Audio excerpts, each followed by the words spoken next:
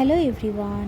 মাছ তো আমরা বেশিরভাগ দিনই ঝোল হয়ে থাকি, কিন্তু এইভাবে মাছ কি কোনোদিনও খেয়েছো? তো ট্রাই করে দেখতে পারো, আমি যেভাবে করেছি। তো এটা আমার মায়ের কাছ থেকে শেখা মাছ ভাজা, বাট এটা একটু সবজি দিয়ে ভাজা। লাইক আমি যেমন দিয়েছি বেগুন দিয়েছি, সাথে একটু কুচিয়ে দিয়েছি আলু আর পেঁয়াজ দিয়ে, সেটাকে একটু মশলা দিয়ে মাখিয়ে আর সেটাকে তারপরে তেলের মধ্যে ছেড়ে দিতে হবে, তারপর সেটাকে ঢেকে ঢেকে ভাজতে হবে।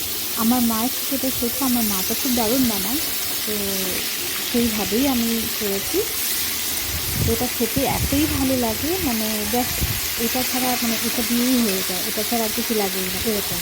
তো আমার তো খুবই ভালো লাগে। তো আজকে আমি এভাবেই ট্রাই করেছিলাম মায়ের মতন করে। মায়ের মতো হয়তো হবে না, বাট কিন্তু আমি খেয়ে দেখেছি, বাট আমার তো খুবই ভালো লেগেছে। তো তোমরাও চাইলে এটা করে দেখতে পারো, আশা করি তোমাদেরও খুব ভালো লাগবে। তো এটা কেমন হয়েছে তোমরা প্লিজ জানিও, উত্তরের অপেক্ষায় রইলাম।